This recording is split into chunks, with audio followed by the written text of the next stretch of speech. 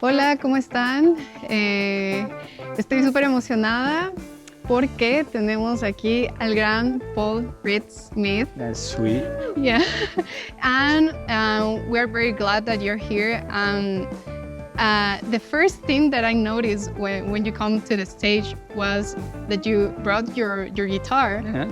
and I want you to tell me a little bit of your guitar because I'm curious. And Well, the one you have over there is Yeah. the same guitar. It would sound almost exactly the same, which is Okay. good. We have a very narrow window. If the bad ones and the good ones are almost exactly the same, which is good. Sometimes the window is very wide. You have a great one and awful one. I don't like that. I like the window to be very narrow. But I'm used to that guitar, and I'm a guitar player.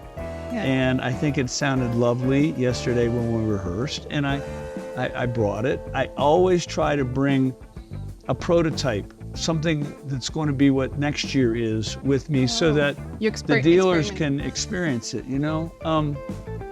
They already know what they have, but they want to know what else is coming. Yeah, that's what I asked because I was curious. I was like, he's making like maybe some experiment with the guitar. Well, the experiment on that guitar is to get the red color is very hard. It doesn't show the curly maple very well. Oh, okay. And that is a zero Cody fretboard, which is unusual.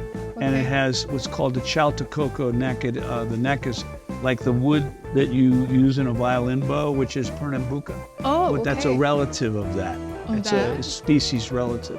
And I think the guitar sounds lovely, so... No, it sounded amazing. You sound amazing. Yeah, that's Actually, another thing is that I know that you have your band Yeah. and you are with amazing musicians, and how that happened, how you find your musicians that you say, yeah, that's it. It's not so easy.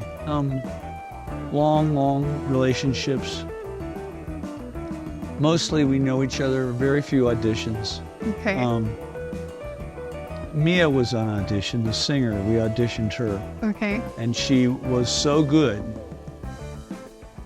Gary and Greg Granger were leaving the studio one day Okay. and looked at me and said, hire her. She's really good, just hire her.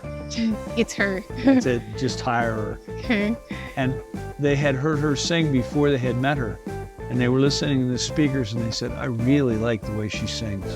So, you know. It you was just like a never know. common I decision. said, well, I'd like to bring her to Mexico. I said, she would love it here. Oh, of course. You guys would eat Mia like food. You'd love the way she sings. Yeah, Gosh, no. A woman can sing. Yeah, she's welcome. Yeah. And maybe she will come back in I this. will tell her. Oh, yeah, that's nice. And one thing that I have to tell you, because in Eusica, we had a lot of customers that are fans of Gustavo Cerati, and he used PRS a lot of years, and he used it for live and recorded. I don't know. Well, so they asked me a lot of you have something like similar of the guitar that he had. Probably yes, but you should have to show me a picture of the guitar. You can do it after the interview, right? Yeah. I can answer the question. You know, this clinic that I'm doing today, I could probably do the whole clinic on any of the guitars sitting here. Okay. So it's a theory about how to make guitars. How do you get the frets in the right place? How do you get the neck shape to be right? How do you get the tuning stability? How do you get the pickups to sound good? What's the weight of it? How does it hang? How does it work? How do the knobs work? All the stuff is important. Yeah. And so you should be able to play music on any of them. Yeah, and also I have like two words that resonate a lot with PRS. That is what you were saying. That is consistency. Should I be scared?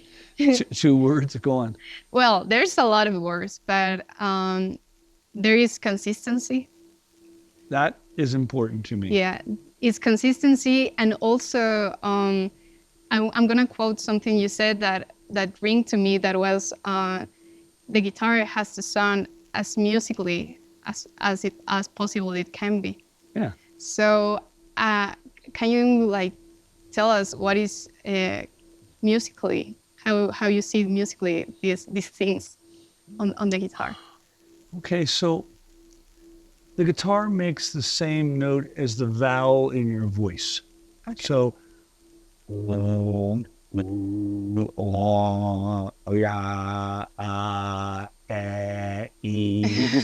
Vowels, right? Yeah. I think the most musical of them is ah. So I'm trying to get it to have a vowel ah note. If I show you that guitar and I play it here, you would hear that there's a ah note coming out of it. Okay. So to me, a singer, if it's saying everything, it'd be awful. Okay, you're right. It sounds like a, do you have a saying in Spanish, chalk on a chalkboard, it sounds squeak, squeak. It's not good, right? Yeah, that's right. Yeah. So for me, it's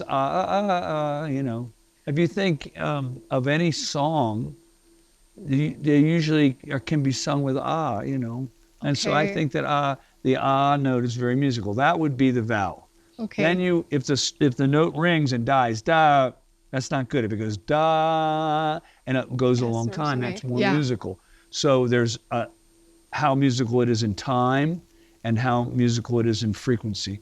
And frequency would be the vowel note and time would be the sustain. Sustain, okay. And that starts the beginning of it sound musical. Okay. So you have to use your experience. Either you like it or you don't. It's that simple. Or it's all right. You want it to be musical. Musical as you really like it. Okay.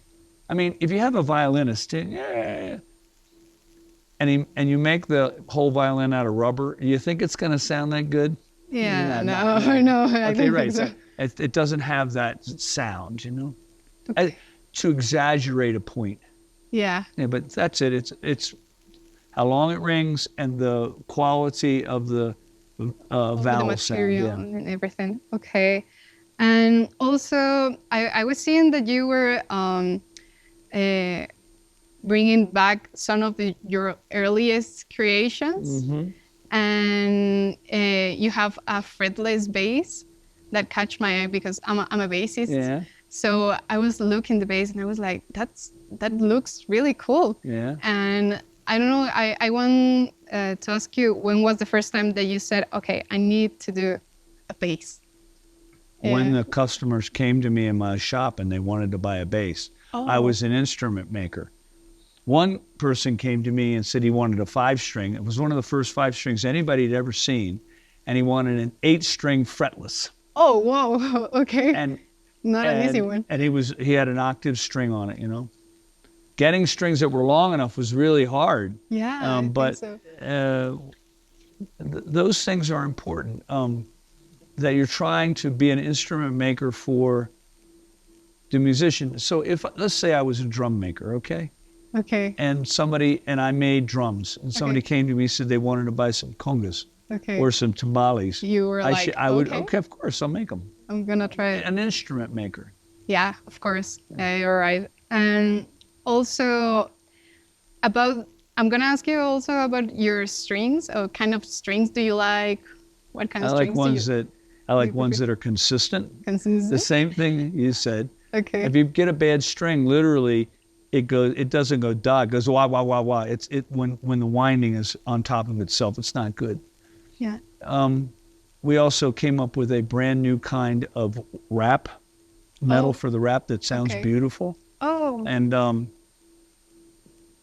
I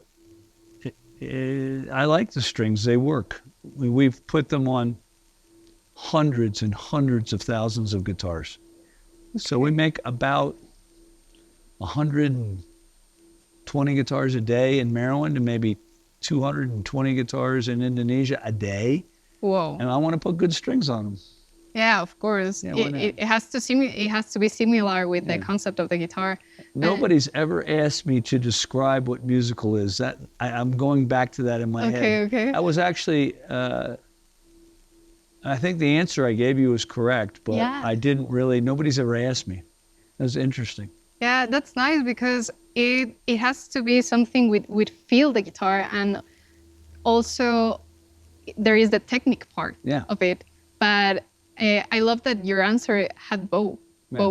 So I liked it very much. And also another thing is about I love that your model, the Pulse guitar. Yeah, it's the worst name in the world for a guitar. I love it. You have to be proud of it. It's amazing. No, Yeah. but I like the guitar. Yeah, the guitar. It sounds I loved it. beautiful. Yeah. It sounds amazing. And I was reading a lot about the TCI Pickups, yeah. pickups, and it was a really interesting way to see the single coil on the humbucker pickup. So, and also that you in that model you choose to take out the tremolo. Yeah. Because you let the vibration like free, or The reason I left the tremolo off is because I like doing it with my hands. oh, okay. So if I want a note to go down, I'll bend the note instead of push the arm down. Okay. If I want it to go up, I'll push it up instead of pull up on the arm. Both are good. Both are beautiful. Jeff Beck with an arm, it was one tune, he would play the harmonic and play the whole song with the arm. Genius, absolute genius. But for me and my guitar, I liked it just be without, what I call it is a detune mechanism. You can untune the strings or tune them up with the arm. Everything's on springs. The tremolos sound fine. That's not the issue. The issue is when I'm bending a note, I want to do it with my hands instead of with the arm. It's a different art form.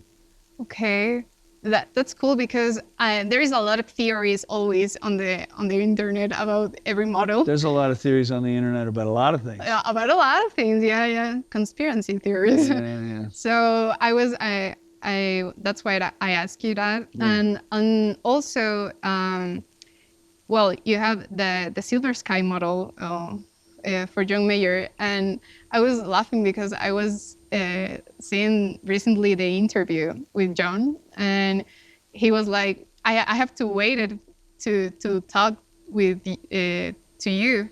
He had to wait some time to make the model. So how was the process with him to?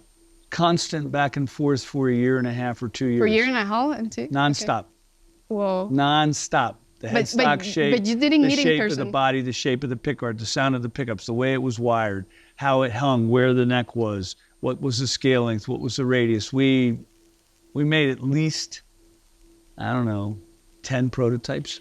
Oh, okay. Lots of prototypes. He was deeply involved. John's very, very intelligent. Yeah. And he wanted it to be right.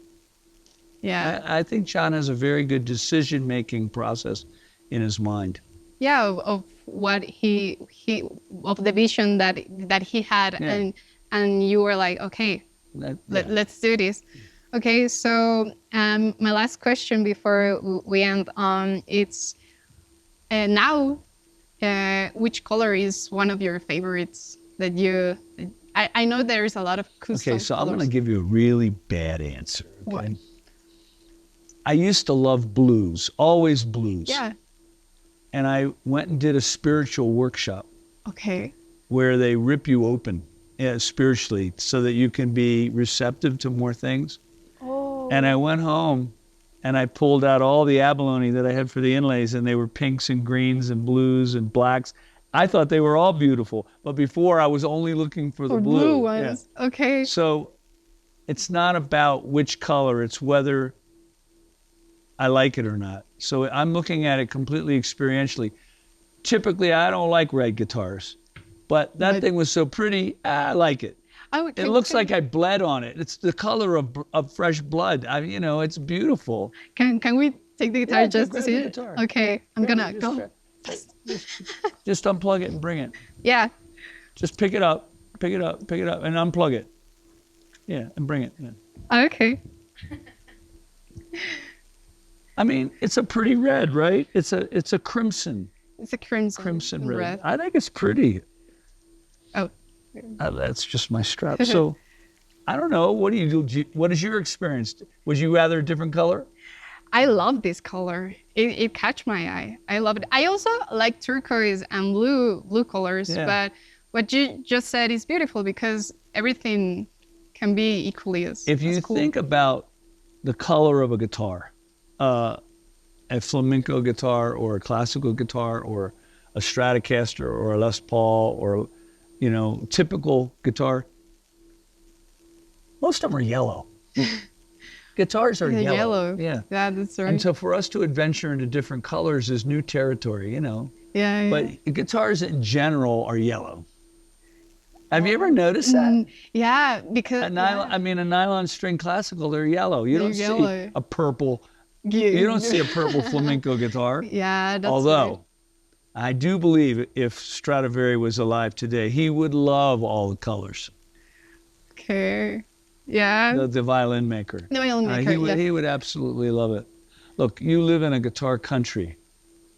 I mean, there's guitars being held by the Day of the Dead statues in the middle of town. Did you see that? Yeah. I'm sorry. The guitar is a big deal in this country. Yeah, it's a really big deal. It's a cultural thing, you know. Yeah, and I thank you so much. I'm very happy to talk with you and to show me your guitar. No problem.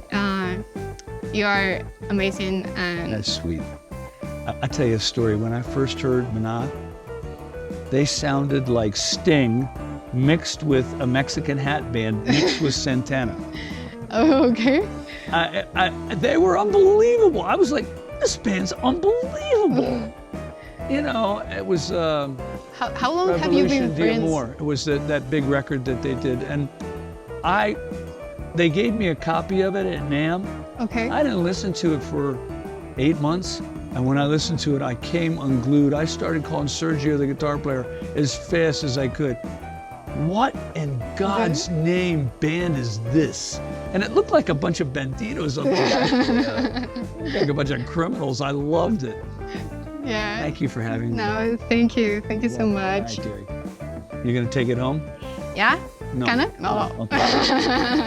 All right.